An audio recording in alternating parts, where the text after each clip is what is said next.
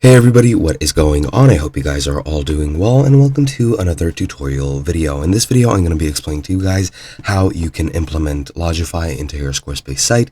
So let's get right into it. Now, as you can see, currently I'm on my site right now, but we're going to go and switch over into Lodgify just for a second so that I can show you guys how you can get the widgets. Now, you are going to be implementing widgets, and that's pretty much the only thing that you can integrate onto your Squarespace site. And to locate them, you just need to click on this menu over here, go into websites, or the website builder rather, and click on one of your websites if you already have it, and then go and click on external widgets. Then you need to select the widget type, whether it's the search box or the booking box.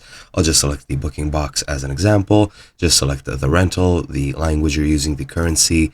I'll just select USD as an example. You can set up everything else if you would like it. You can select the style. I'll select the rounded one. You can select the button color and the text color. And once you're done with all of that, you can generate the code. Now, once you generate the code, as you can see, this is what it will look like.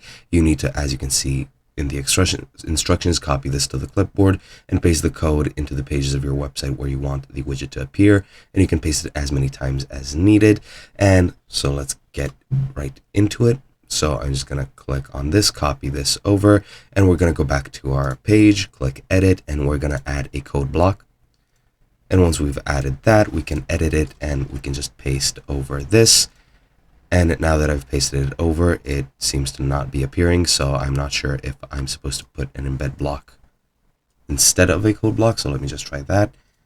I was convinced, I saw somewhere that it has to be a code block, but as you can see, not even the code the embedded block works for some reason. I'm not really sure as to the reason why, but the second step is to copy this code below and paste it once on each page where you added the first code. And I'm not sure if it needs to be the code block as well, or if it needs to go into any other section of code. So let me just try and not click the embed block, but actually add another code block.